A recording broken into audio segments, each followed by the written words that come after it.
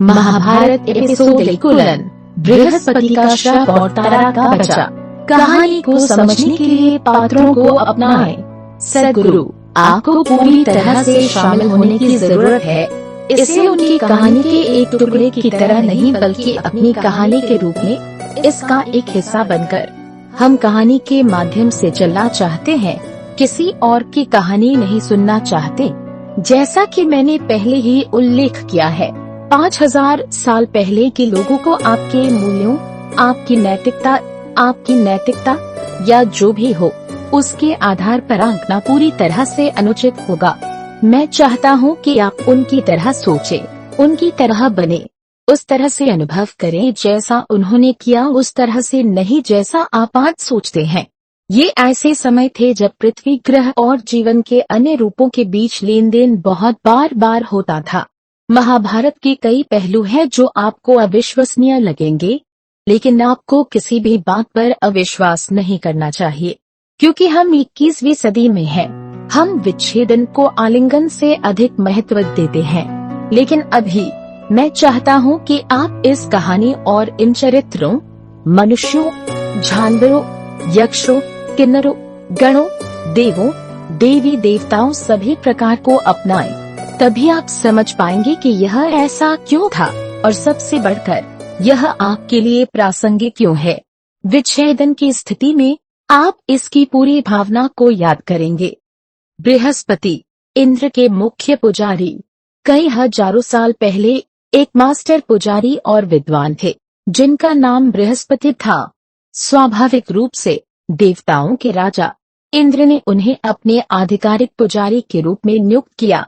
एक पुजारी बहुत महत्वपूर्ण था क्योंकि वह द्वापर युग था, एक ऐसा समय जब अनुष्ठान लोगों के जीवन का सबसे महत्वपूर्ण पहलू थे। उन्होंने अपने स्वयं के जीवन, अपने आसपास की स्थितियों और दूसरों के जीवन को प्रभावित करने के लिए विधियों और पदार्थों का उपयोग करना सीखा। इस अनुष्ठानिक संस्कृति का अवशेष अभी भी देश के दक्षिणी भाग में रहता है। केरल ने शायद देश के किसी भी अन्य हिस्से की तुलना में अधिक अनुष्ठान और अधिक शुद्धता में रखा है। बृहस्पति और उनकी पत्नी तारा। बृहस्पति की तारा के नाम से एक पत्नी थी। बृहस्पति ग्रह का प्रतिनिधित्व करता है। तारा का अर्थ है तारा। प्राचीन भारत में संस्कारों में स्त्री का स्थान उतना ही महत्वपूर्ण था जितना कि पुरुष का। यह व्यवस्था कि एक पुरुष अपनी पत्नी के बिना एक अनुष्ठान नहीं कर सकता था, यह सुनिश्चित किया कि यद्यपि बाहर की शारीरिक स्थितियां कठोर थीं, फिर भी महिलाओं का एक समान स्थान था। एक पुरुष अपनी पत्नी के बिना आशीर्वाद प्राप्त नहीं कर सकता था। एक आदमी अपनी पत्नी के बिना स्वर्ग नहीं जा सकता था।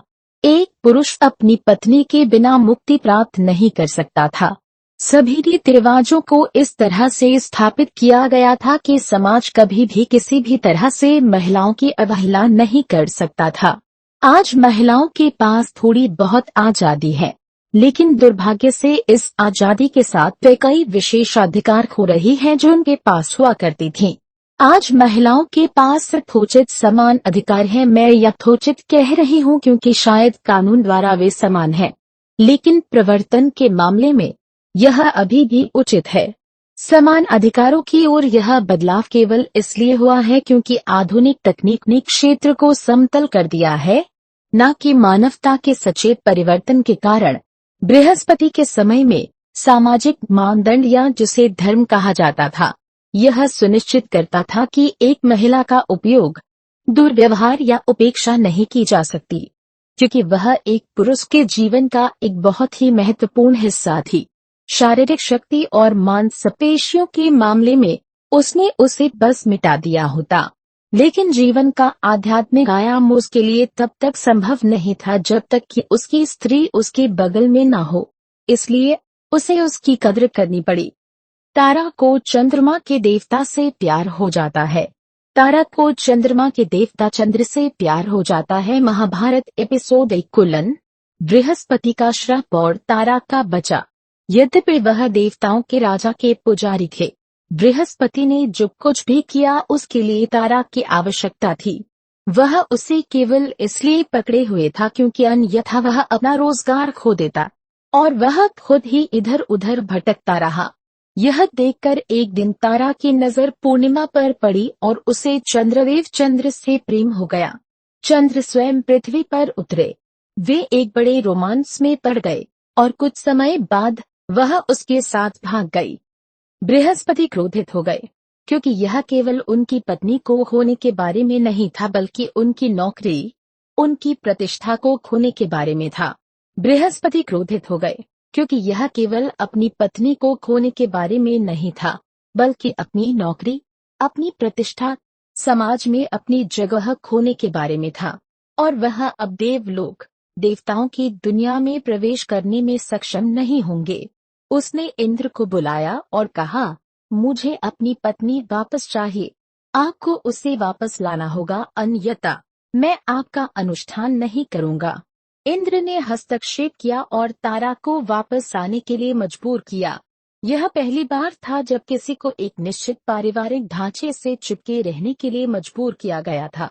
जब इंद्र ने कहा, तुम्हें वापस आना होगा, तारा ने उत्तर दिया, नहीं, मेरा प्यार ऊपर है। उन्होंने कहा, आपकी भावनाएं मायने नहीं रखती। आपका धर्म बृहस्पति के साथ रहना है, क्योंकि जब तक आप उनके साथ नहीं रहेंगे, मेरे संस्कार खराब हो जाएंगे। इसलिए उसे वापस लाया गया। तारा और चंद्रा का बच्चा। तारा गर्भवती थी। बृहस्पति जानना चाहते थे कि यह किसकी संतान है। तारा ने बोलने से मना कर दिया। लोग इकट्ठे हो गए। उसने फिर भी बोलने से मना कर दिया। तब गर्भ के भीतर से गर्भ में पल रहे बच्चे ने प्रश्न किया, मैं वास्तव में किसकी संतान हूँ? इस बच्चे की बुद्धिमत्ता की सराहना करते हुए, जिसने गर्भ में ही यह जानना चाहा कि वह किस बीज से बना है, लोगों ने कहा, तुम अपने पति को बताने से इनकार कर सकती हो, आप देवताओं को बताने से इनकार कर सकते हैं, लेकिन आप अपने अजन्मे बच्चे को बताने से इनकार नहीं कर सकते।